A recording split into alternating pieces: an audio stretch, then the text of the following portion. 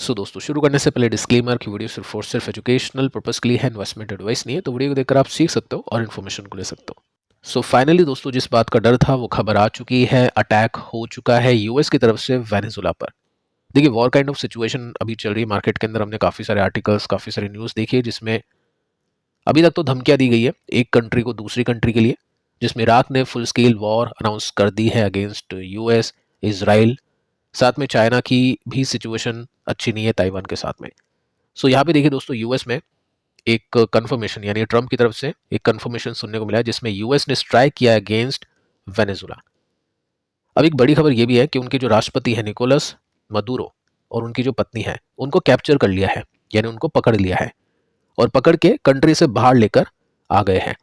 सो काफ़ी बड़ी न्यूज़ है, काफ़ी बड़ी हलचल इस वजह से मार्केट्स के अंदर देखने को मिल सकती है। अब देखेंगे कि कहाँ पे हलचल होगी, स्टॉक्स में होगी, टोटल मार्केट के अंदर होगी, कमोडिटीज़ में होगी, उसको चेक करते हैं।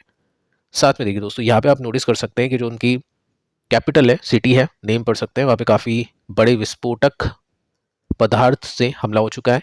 एयरक्राफ्ट से स्ट्राइक ही की गई है। काफ़ी टाइम तक वहाँ पे पावर शॉर्टेज हो गई थी, लाइट कट हो गया था, ये सब चीज़ें देख सकते हैं। गन फायर भी वहाँ पे सुनने को मिले हैं। अब देखिए रीज़न क्या है इसके पीछे का कि ट्रंप ने क्यों अटैक करवाया। ट्रंप ने पहले अक्यूज कर दिया था वेनेजुला को कि उनका जो भी रेवेन्यू मिलता है तेलों से, उस पैसे से, उस फंड से ये क्रिमिनल एक्टिविटीज़ करते हैं, ड्रग ट्रैफिकिंग करते हैं, टेररिज्म करते हैं। तो इसके बेसिस पे यहाँ पे अटैक किया है। काफ़ी बार इनको सैंक्शन लगा दिया, काफ़ी बार इनको धमकी दी गई। सो ये नहीं माने तो यहाँ पे अटैक इन्होंने कर दिया। तकरीबन 100+ डेथ हुई है। उनके 2 ऑयल टैंकर को सीज किया जा चुका है और वेनेजुला ने ये जो एक्शन है उसको अनलॉफुल बोला है कि कानूनी रूप से ये सही नहीं है। आपको क्या लगता है दोस्तों, ये सही है या नहीं है? आप चाहे तो नीचे कमेंट कर सकते हैं। बाकी ऐसा हो चुका है। अभी तक देखिए वो पुष्टि नहीं है कि उनके राष्ट्रपति और उनकी जो पत्नी उनको वाकई में कैप्चर किया है या फिर नहीं।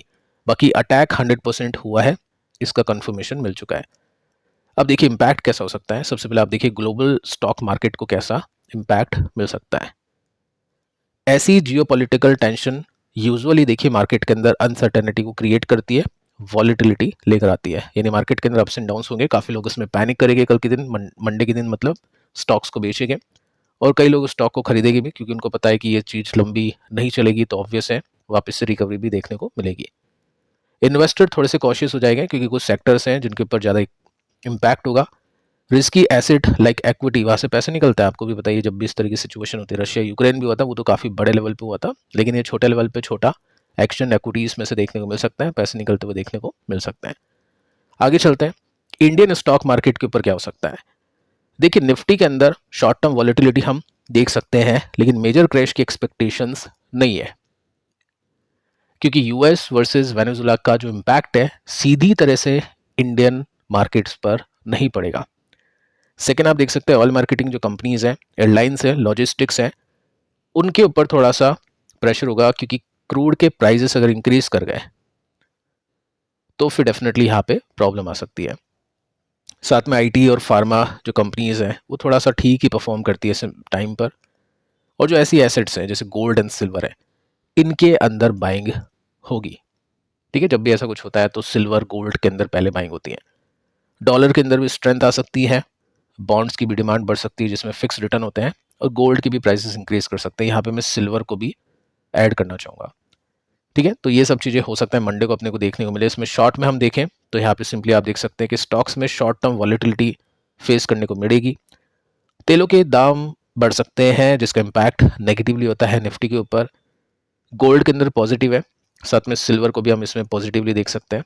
इंडियन मार्केट थोड़े से कॉशियस हो सकते हैं बट स्टेबल रहेगा, इतना कुछ खास यानी मेजर जो क्रैश होता है वो देखने को नहीं मिलेगा, ऐसा लगता है। आर्टिकल्स के अंदर भी ऐसा देखने को मिल रहा है, साथ में मेरा भी ऐसा मानना है। आपको क्या मानना है आप नीचे कमेंट करके बता सकते हैं। बाकी देखिए जो मेजर एक्शन होगा ना वो सिल्वर के अंदर हो सकता है। वैसे भी पिछली बार का एक्शन आप देखिए 3% की तेजी के साथ में इसने क्लोजिंग दी थी। क्वेश्चन ये बनता है कि क्या अब इसमें रिवर्सल आ चुका है क्या। 20% के आसपास का क्रैश देखने को मिला, सेम डे काफ़ी बड़ी रिकवरी हो गई। उसके बाद में जैसे जैसे गिरा था आप देख सकते हैं ये जो लाइन है इसका मतलब ये है कि नीचे से बाइंग हुई है, तो यानी काफ़ी अच्छी डिमांड इसकी बनी हुई है, बायर्स काफ़ी अच्छे सपोर्ट इसको कर रहे हैं।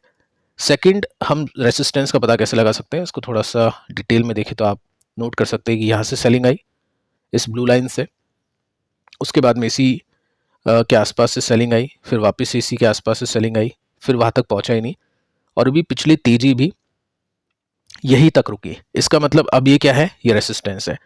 सो मान लो मंडे के दिन अगर ये ब्रेक करता है, सिल्वर यहाँ पे ऊपर जाके बंद होता है, तो उसको एक ब्रेकआउट बोला जा सकता है। सो देखते हैं दोस्तों मंडे में किस तरह से एक्शन यहाँ पे देखने को मिलेगा, आपको क्या लगता है आप नीचे कमेंट कर सकते हैं। सो अब दोस्तों बात करते हैं कुछ कंपनीज को लेकर जिनकी कुछ बड़ी खबरें आई है, उसको चेक कर लेते हैं। सबसे पहले IQ लाइटिंग, शाम की न्यूज़ है, मार्केट के बंद होने के बाद में 3% की तेजी इसमें मिली थी। सब्सिडरी यानी जो इसकी सब्सिडरी एक्वायर कर चुकी है 88% ओनरशिप, एक कंपनी है जिसका नेम आप देख सकते हैं टेक कंपनी है। अब इसके पीछे का रीज़न क्या है, इसको डिस्कस करने के पीछे का रीज़न क्या है, इसके टेक्निकल चार्ट, ताकि लोगों को सीखने को मिले, क्योंकि ये कंपनी वो है जिसमें IPO में अच्छे पैसे बने थे आई थिंक, और काफ़ी हाइप में थी कंपनी, बट अभी के समय स्टॉक काफ़ी नीचे जा चुका है। सेकंड है कोरोना रेमेडीज, रिजल्ट इसके आ चुके हैं, Q3 नहीं है, Q2 है। अब इसके रिजल्ट आप देख सकते हैं, रिजल्ट के अंदर ग्रोथ देखने को मिलेगी, 790 है 665 के कंपैरिजन में। प्रॉफिट की बात करते हैं तो 52 करोड़ का प्रॉफिट है, जो कि 43 करोड़ का था, यानी इंक्रीज यहाँ पे देखने को मिला है। ये मिलियन में है तो इसको एक बार आप इस बेसिस पे देखना, बाकी इंक्रीज देखने को मिला है। देखते हैं कैसे इंपैक्ट होता है। बाकी लिस्टिंग के बाद से पहले रिजल्ट है, और इसके जो रिजल्ट है आफ्टर मार्केट क्लोजिंग आए थे, मार्केट के बंद होने के बाद में, तो मंडे को इसका रिएक्शन देखने को मिलेगा। जो भी IPO होल्ड करे डेफिनेटली इसको वॉच करेंगे।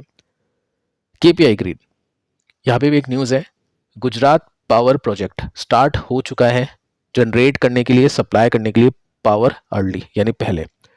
अच्छी न्यूज़ है, समय से पहले अगर कुछ अच्छा होता है तो वो एक्सपेक्टेशंस को बीट करता है और उसके बेसिस पे स्टॉक्स में अच्छे रिएक्शंस आते हैं। बाकी ये भी मार्केट के बंद होने के बाद में खबर आई थी, तो इसका भी इम्पैक्ट आपको मंडे को ही देखने को मिलेगा। इसके बाद में देखिए दोस्तों डीमार्ट, इसको भी चेक कर लेते हैं। बाकी मैंने आपके सामने ये डेटा भी रखा हुआ है कि कौन क्या कहता है। CLSA को लगता है कि स्टॉक चलना चाहिए, 6300 की टारगेट है, और यहाँ पे एक ब्रोकर है GS जिसको लगता है कि गिरना चाहिए, 3425 के टारगेट है। यानी कोई कह रहा है बहुत अच्छा, कोई कह रहा है बहुत खराब। अब देखिए Q3 का इसका रेवेन्यू का अपडेट आ चुका है। सो अपडेट के अंदर दोस्तों ये देख सकते हैं कि कंपनी का जो रेवेन्यू वो ग्रो कर चुका है 13% के साथ में YoY बेसिस में, यानी 13% की ग्रोथ है कंपनी की सेल्स में। प्रॉफिट आया नहीं अभी तक क्योंकि वो रिजल्ट के अंदर आता है, तो 13% की ग्रोथ कैसी है उसको एक बार अपन चेक करते हैं।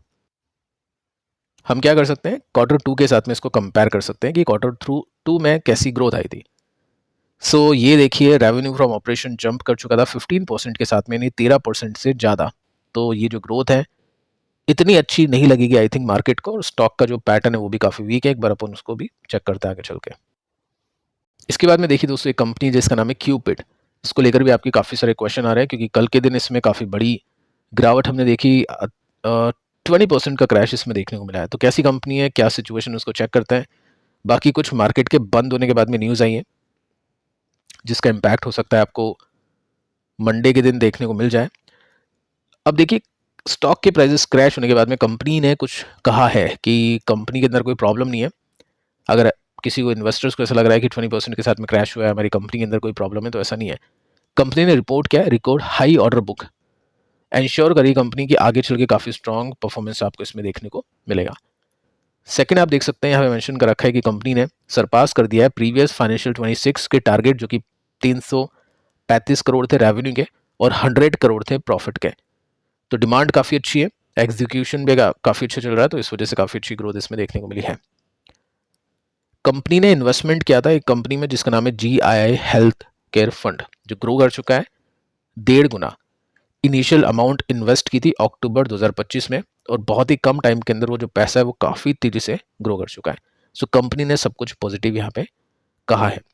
नेगेटिव हुआ क्या, स्टॉक बहुत ही कम टाइम के अंदर बहुत ही ज़्यादा चल गया, 550% के रिटर्न्स बने एक साल में।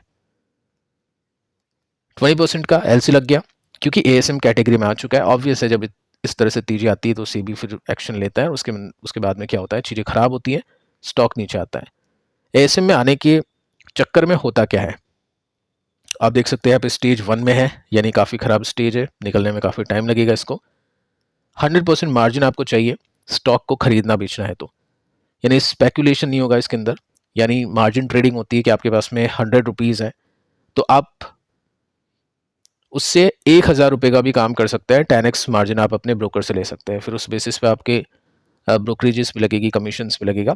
तो काफ़ी लोग ये करते हैं, इंट्राडे ट्रेडिंग के लिए काफ़ी ये पॉपुलर चीज़ें हैं। तो वो सब नहीं होगी, इंट्राडे ट्रेडिंग नहीं होगी, हम ये बोल सकते हैं इसमें।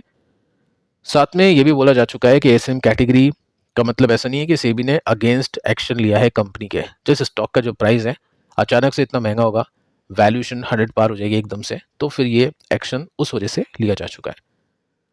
साथ में आप देख सकते हैं ये जो कंपनी है स्ट्रॉन्ग स्मॉल कैप परफॉर्मर है, ड्रिवन बाय अर्निंग्स, यानी ऐसे नहीं है कि अपने आप चल गया है, ये नंबर्स अच्छा है उसकी वजह से चला है।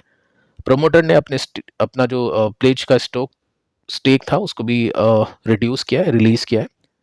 एक नई एफएमसीजी यूनिट भी बना दी है कंपनी ने सऊदी अरेबिया में। इसका मतलब क्या है कि सब कुछ अच्छा है बट जरूरत से ज़्यादा चल गया। 100%, 140% के साथ में ग्रोथ इसमें देखने को मिल रही है।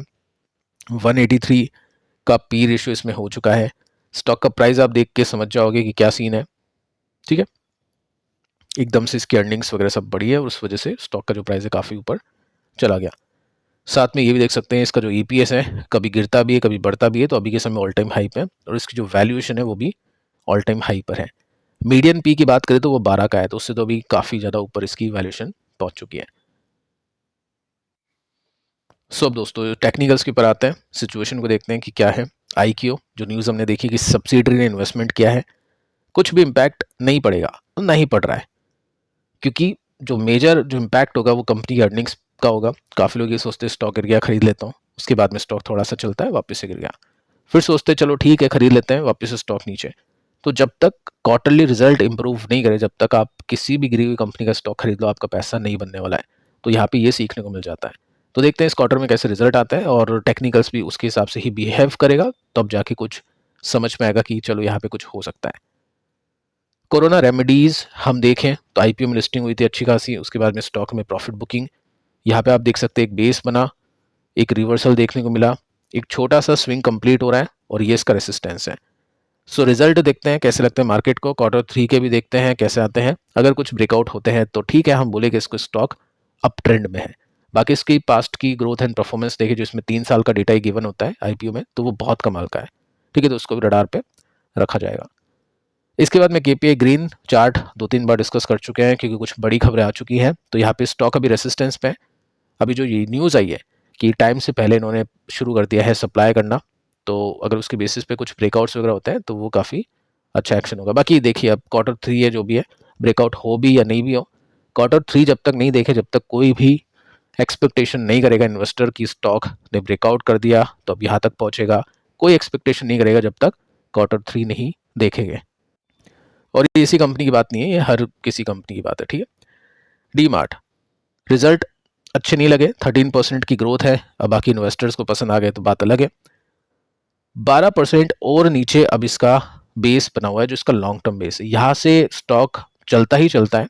2022 से तो अपन ये देख पा रहे हैं, और जिसने भी यहाँ पे खरीदा है पैसे उसके बने हैं, किसी के कम किसी के ज़्यादा, किसी को ज़्यादा टाइम लगा किसी को कम टाइम लगा, लेकिन पैसे बने हैं। तो वो जो प्राइस है ना वो भी 12% नीचे है, और स्टॉक का जो डायरेक्शन है वो भी काफ़ी वीक ही देखने को मिलता है, क्योंकि कोई सपोर्ट अभी स्टॉक ले नहीं रहा है। ये सपोर्ट भी स्टॉक ने नहीं लिया, यहाँ पे भी स्टॉक नहीं रुका। सो अगला सपोर्ट अभी नीचे ही देखने को मिल रहा है। साथ में जो अपडेट है 13% की ग्रोथ है, इतनी कुछ खास नहीं है। देखते हैं इन्वेस्टर्स को कल कैसा लगता है, मंडे को कैसा लगता है।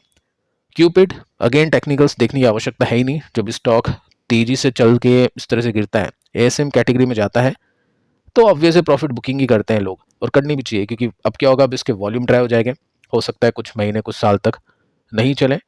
सो वो सब चीज़ें आपको इस स्टॉक में देखने को मिल रही है। तो जो स्टॉक तेज़ी से चलता है उसमें ये एक्शंस भी होते हैं, ये आपको थोड़ा सा ध्यान रखना है।